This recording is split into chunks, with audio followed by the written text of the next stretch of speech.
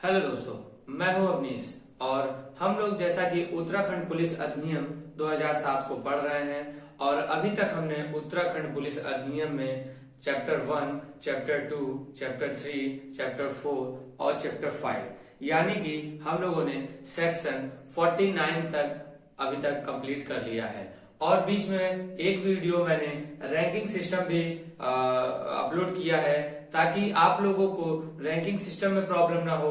DIG किसे कहते हैं, एसएसपी किसे कहते हैं, जो शॉर्ट फॉर्म में लिख जाता है, कौन जोन का मुखिया होता है, कौन राज्य का मुखिया होता है, कौन जिले का मुखिया होता है, ये सारी चीजें मैंने पिछले वीडियो में जो अपलोड की है उसमें बता दी है। आज हम आप लोगों को उत्तराखंड पुलिस अधिनियम 2007 का अध्याय 6 यानी कि चैप्टर 6 को कंप्लीट करा देंगे और यह वीडियो कंप्लीट होने के बाद ज्यादा से ज्यादा 2 वीडियो और अपलोड किए जाएंगे ताकि आप लोगों का यह अधिनियम 10 नवंबर तक कंप्लीट हो जाए और आप उत्तराखंड एपीओ की परीक्षा में ये जो 15 नंबर आते हैं इस अधिनियम से, इस 15 में से 15 लाने का पूरा भरसक प्रयास करेंगे। तो इसी के साथ हम शुरू करते हैं। तो जब हम अध्याय 6 पढ़ते हैं तो सबसे पहले हम यह जान ले इसके बारे में 2 बातें कि यह अध्याय किससे संबंधित है। तो यह अध्याय पुलिस व्यवस्था जो होती है उसके लिए कुछ विशेष प्रावधान को प्रावधानित करता है और यह प्रावधान धारा 50 से लेकर धारा 61 में दिए गए हैं। और इससे संबंध में जब हम शुरू करते हैं तो आइए पहला जो धारा पढ़ते हैं, धारा 50, उसमें कहा गया है विशेष अपराध अन्वेषण इकाइयां। तो पहला क्वेश्चन यही बनता है कि विशेष अपराध अन्वेषण इकाइयां किस धारा में दिया गया है। तो हमको याद रखना है विशेष अपराध अन्वेषण इकाइयां धारा 50 में दिया गया है। अब इसमें यह बताया गया है कि इस प्रकार की जो इकाइयां होती हैं वह किसी विशेष अपराध का अन्वेषण करने के लिए सृजित की जाती है और इसका सृजन राज्य सरकार के द्वारा किया जाता है। तो सृजन कौन करता है? सृजन करता है राज्य सरकार। राज्य सरकार सृजन करता है और कहाँ करता है? राज्य सरकार इसका सृजन पुलिस जिले के लिए करता है, पुलिस थाने के लिए करता है। अर्थात अगर क्वेश्चन में आ जाए कि राज्य सरकार विशेष अन्वेषण इकाइयों का सृजन करती है पुलिस थाने के लिए, पुलिस जिले के लिए, उपरोक्त में से दोनों या कोई नहीं, तो आपको यह जानना होगा कि यह दोनों के लिए होता है। वह पुलिस जिले के लिए भी ऐसी इकाई का सृजन कर सकता है राज्य सरकार और पुलिस थाने के लिए। और ऐसे जो सृजन होता है इस प्रकार की इकाइयों का वह डीजीपी के लिखित अनुमति से ही होता है। मतलब यह है कि जो यह इस प्रकार की अन्वेषण इकाइयां होती है इसका सृजन तो राज्य सरकार करता है, लेकिन इसके लिए अनुमति लेनी होगी उसको उस राज्य के डीजीपी से यानी कि डायरेक्टर जनरल ऑफ पुलिस से, पुलिस महानिदेशक से अनुमति लेने के बाद ही लिखित रूप में तब ही राज्य सरकार इस प्रकार के अन्वेषण इकाइयों का गठन कर सकता है। और यह जो इकाई होगी वह एक अधिकारी के अधीन होगी। यह किसके? एक अधिकारी के अधीन होगी और ऐसा अधिकारी जो होगा वो डीआईजी रैंक से नीचे का नहीं होगा। ऐसा अधिकारी जो होगा वो डीआईजी रैंक से नीचे का नहीं होगा। साथ ही हम उसके बाद ये हमारा विशेष अपराध अन्वेषण इकाइयां कंप्लीट। तो इसमें हमने क्या जाना? 4 बातें कि विशेष अपराध अन्वेषण इकाइयां धारा 50 में दिया गया है, विशेष अपराध अन्वेषण इकाइयों का सृजन राज्य सरकार करता है और महानिदेशक, पुलिस महानिदेशक के लिखित अनुमति से करता है और इस प्रकार की इकाइयों का सृजन पुलिस जिले में भी होता है और पुलिस थाने में भी किया जा सकता है। और यह किस अधिकारी के अधीन होता है? वह डीआईजी के अधीन होता है। अब हम बात करते हैं अगली धारा में जो कि सेक्शन 51 है। देखिए सेक्शन 51 जो है उसमें कहा गया है 2 बातें।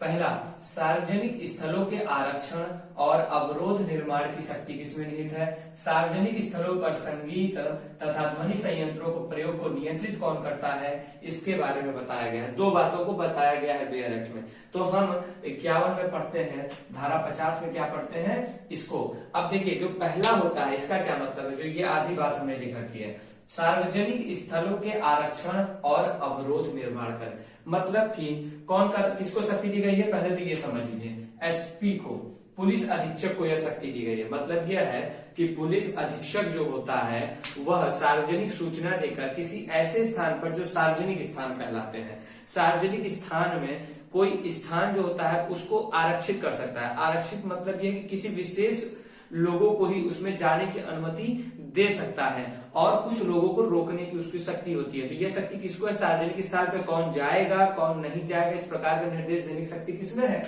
यह है एसपी में है, पुलिस अधीक्षक में है, जो जिले का मुखिया होता है और सार्वजनिक सूचना द्वारा ऐसा वो करेगा। साथ ही अब अगर आते हैं कि अगर सार्वजनिक स्थल पे जो संगीत है या जो भी ध्वनि संयंत्र लगाए जा रहे हैं उन पे नियंत्रण लगाना, उन पे कौन नियंत्रित कर सकता है कि उस संगीत हो रहा है तो उसका कितना ध्वनि होना चाहिए, तो ये सब कौन नियंत्रित करेगा? तो इसको भी एसपी नियंत्रित करता है या कोई अन्य अधिकारी इसको नियंत्रित कर सकता है, जो कि एएसपी और डीएसपी के स्तर से नीचे का नहीं होगा। एएसपी और डीएसपी मतलब असिस्टेंट सुपरिटेंडेंट ऑफ पुलिस और डिप्टी सुपरिटेंडेंट ऑफ पुलिस, सहायक पुलिस अधीक्षक और उप पुलिस अधीक्षक, इसको क्या कर सकता है? नियंत्रित कर सकता है। तो दो बातें आ गई, अगर सार्वजनिक स्थल पे आरक्षण और अवरोध करने की शक्ति दी जाए कि आरक्षण और अवरोध कौन कर सकता है, तो केवल एसपी। लेकिन सार्वजनिक स्थल पे अगर ध्वनि संयंत्रों पर नियंत्रण की बात करते हैं तो उसको कौन करेगा? एसपी और डीएसपी या एएसपी से स्तर का जो अधिकारी होता है।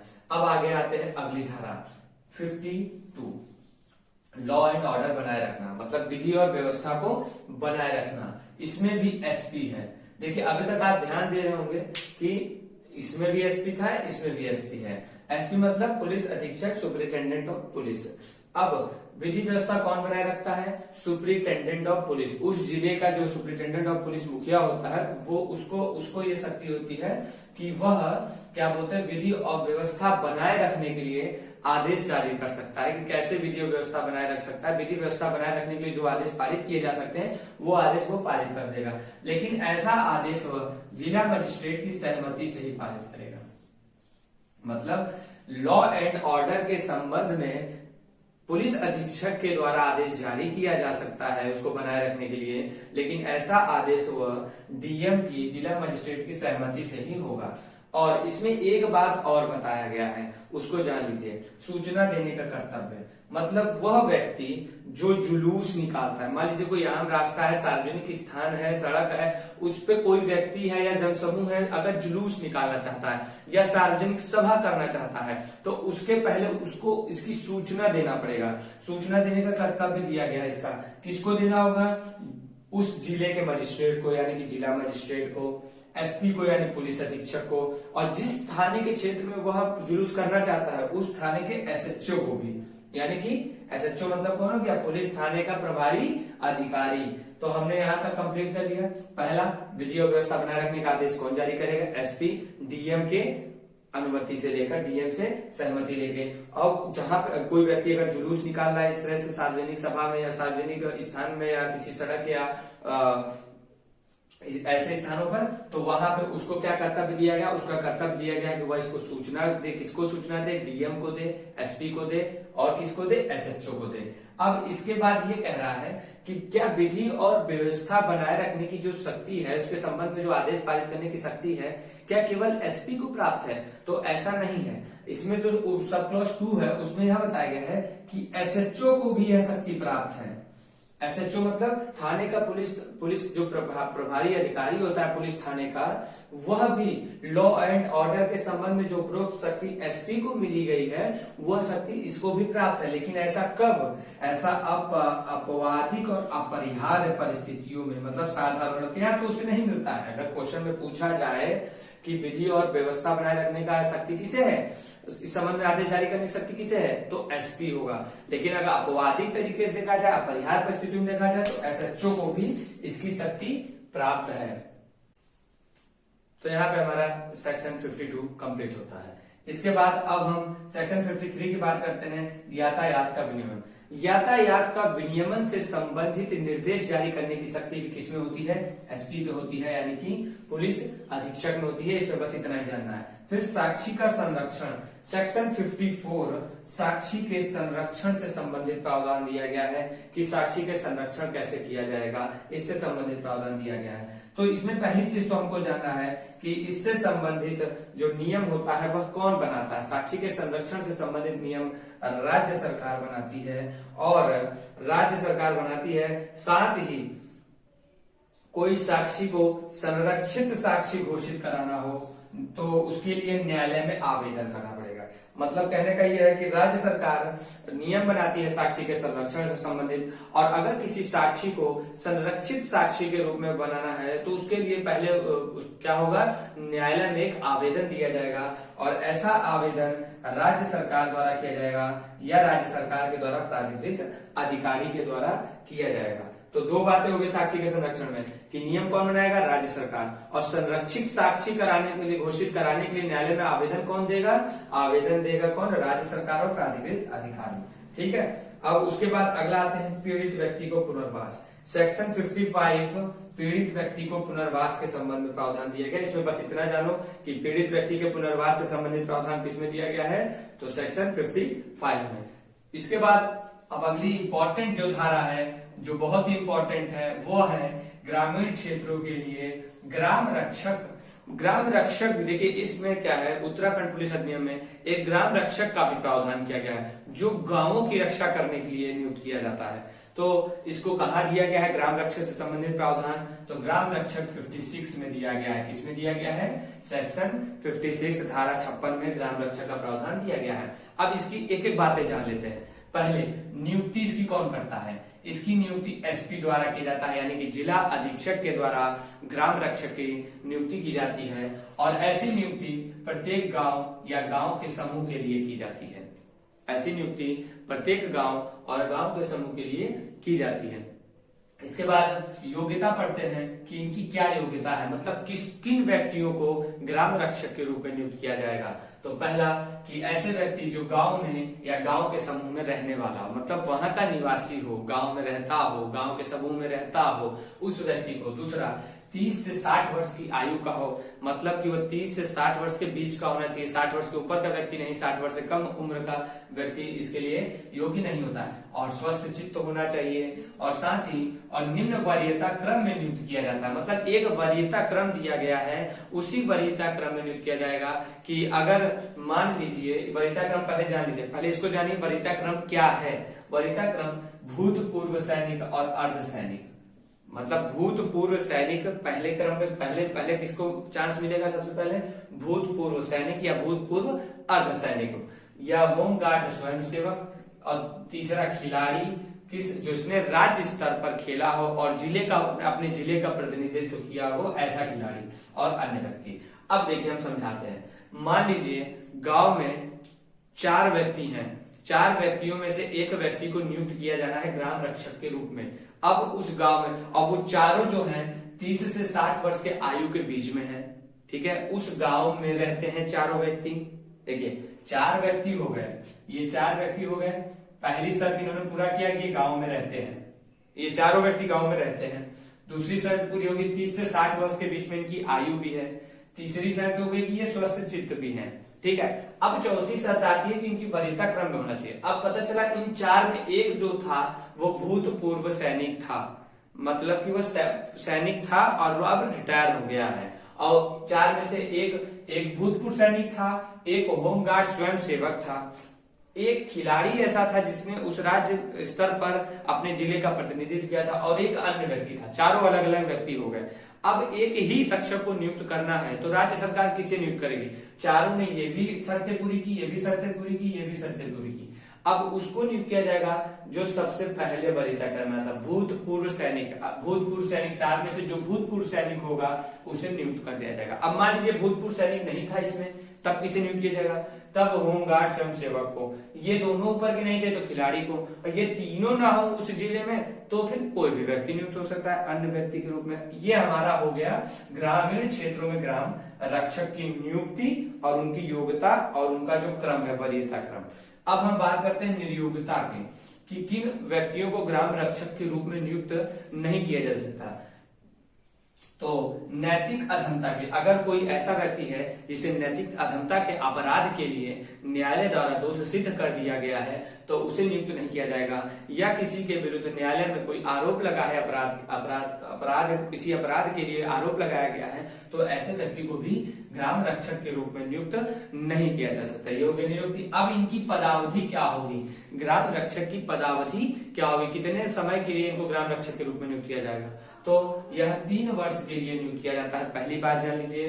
दूसरी बात, जनपदीय पुलिस अधीक्षक द्वारा मतलब उस जिले के पुलिस अधीक्षक द्वारा उसका कार्यकाल को बढ़ाया भी जा सकता है। तो सेक्शन 56 जो ग्राम रक्षक का प्रावधान करता है उसमें कितनी बातें बताई गई हैं कि नियुक्ति कौन करता है, उनकी योग्यता क्या है, उनका वरीयता क्रम क्या है, उनकी नियोग्यता क्या है और उनकी पदावधि क्या है, ये सारी चीजें बताई गई हैं सेक्शन 56 में। अब हमें जब बात करते हैं अगली धारा की, तो इसमें इसी रक्षक के बारे में लिखा है कि यह एक अवैतनिक कार्यकर्ता होगा। रक्षक एक अवैतनिक कार्यकर्ता होगा, धारा 57 में बताया गया है। मतलब ये जो ग्राम रक्षक होगा वह कोई वेतन नहीं प्राप्त करेगा सरकार से, मतलब बिना वेतन के काम करता है यह रक्षक। और आईपीसी के अधीन जो लोक सेवक की परिभाषा दी गई है वह परिभाषा के अंतर्गत यह भी एक लोक सेवक माना जाता है। मतलब जो ग्राम रक्षक होता है इस अधिनियम में वह एक लोक सेवक है, लेकिन वह वेतन पे नहीं है, उसे वेतन नहीं मिलता, लेकिन यह भी है जान लीजिए कि उसे मानदेय और जेब खर्च दिया जाता है। मतलब रक्षक एक अवैतनिक कार्यकारी है जो कि लोक सेवक है और यह मानदेय और जेब खर्च प्राप्त करता है। ठीक है, इसके बाद अगला आता है इसकी रक्षक की पहचान कैसे होगी। गांव के रक्षक की पहचान से संबंधित प्रावधान किसमें दिया है, 58 में। मतलब कि नियुक्ति वगैरह 56 में, अवैतनिक कार्यकर्ता 57 में और पहचान किसमें, 58 में। 58 में बताया गया है कि पुलिस जिला अधीक्षक, जो जिला अधीक्षक होता है, सुपरिटेंडेंट ऑफ पुलिस होता है, सॉरी पुलिस अधीक्षक या प्राधिकृत अधिकारी द्वारा ऐसे गांव के जो रक्षक होते हैं उनके लिए वर्दी, उनका बैच, उनका पहचान पत्र से संबंधित निर्देश जारी कर सकते हैं कि क्या होगा उनकी वर्दी, कैसा होगा उनका बैच, इससे संबंधित निर्देश जारी कर सकता है कौन, एसपी जारी कर सकता है और प्राधिकृत अधिकारी। तो पहचान से संबंधित निर्देश कौन जारी करेगा, एसपी और प्राधिकृत अधिकारी।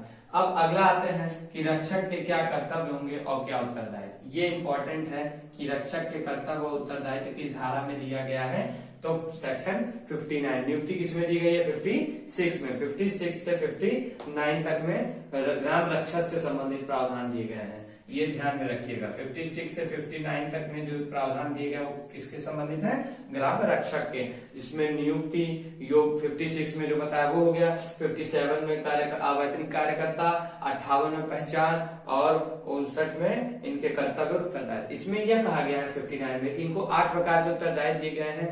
डायरेक्ट में देख लीजिएगा, बहुत इंपॉर्टेंट नहीं है, गांव से संबंधित है तो सीधी सी उसमें संबंधित देखिए क्या उनके कर्तव्य उत्तरदायित्व होंगे कि अगर गांव में कोई अपराध होता है तो इसकी सूचना वो पुलिस अधिकारी को देगा, और अगर वो किसी व्यक्ति को गिरफ्तार करता है तो उसको भी ले जाएगा, पुलिस अधिकारी को सौंपेगा, और गांव की निगरानी करता है, अभिलेखों को तैयार करता है। इसी तरीके के उसके कर्तव्य और उत्तरदायित्व इस धारा में दिए गए हैं। जो जानने वाली चीज है वह यह है कि इसके अलावा जो 8 उत्तरदायित्व दिए हैं उसके अलावा अन्य ऐसे भी वह कर्तव्य कर सकता है जो डीएम या एसपी द्वारा उसे सौंपे जाए। ठीक है, डीएम या एसपी द्वारा उसे सौंपे जाए वही काम ये करेगा। ठीक है, डिस्ट्रिक्ट मजिस्ट्रेट या पुलिस अधीक्षक द्वारा जो भी उसे अन्य कर्तव्य सौंपे जाए वो करता है। अब ये भी इंपॉर्टेंट धारा है, अगला धारा 60 ग्राम रक्षा दल। इसमें केवल इतना जानिए कि ग्राम रक्षा दल का जो प्रावधान है वो धारा 60 में दिया गया है, और ऐसे दल का गठन पुलिस अधीक्षक के द्वारा यानी एसपी के द्वारा, सुपरिटेंडेंट ऑफ पुलिस के द्वारा किया जाता है, और इनका जो कार्य होता है वह गश्त लगाना होता है, अपराध कम करने के उपायों को बढ़ावा देना होता है और पुलिस को सहायता देना होता है। इनका मुख्य कार्य यही होता है, और इसकी गठन कौन करता है, एसपी करता है, धारा 60 में दिया गया है। अब अगला आते हैं सामुदायिक संपर्क समूह, धारा 61। अब 61 में सामूहिक, ये भी इंपॉर्टेंट है धारा के, उससे अगर देखा जाए तो सामुदायिक संपर्क समूह किस धारा में दिया गया है, 61 में। इसका भी गठन कौन करता है, एसपी। यहाँ आप देख रहे हो एसपी ही ज्यादा जगहों पर आ रहा है, एसपी, लेकिन जहां जहां एसपी के अलावा कोई चीज आ जाती है वहां हमें ध्यान में रखना है। जैसे गांव के रक्षक की पहचान से संबंधित निर्देश कौन जारी करता है, एसपी और प्राधिकृत अधिकारी जारी करता है। ठीक है, अब हमारा ये कंप्लीट होता है अध्याय 6। अध्याय 6 कंप्लीट हो गया, जिसमें हमने धारा 50 से लेकर धारा 61 तक कंप्लीट करा दिया। इसी के साथ जाने से पहले मैं आप लोगों से एक चीज कहना चाहता हूं कि अगर आप लोग अभी तक बिना सब्सक्राइब किए मेरा वीडियो देख रहे हैं तो इसको जल्द से जल्द सब्सक्राइब कर लें, और साथ ही अपने दोस्तों को भी शेयर कर दें ताकि उनको भी इसका लाभ मिल सके। इसी के साथ धन्यवाद।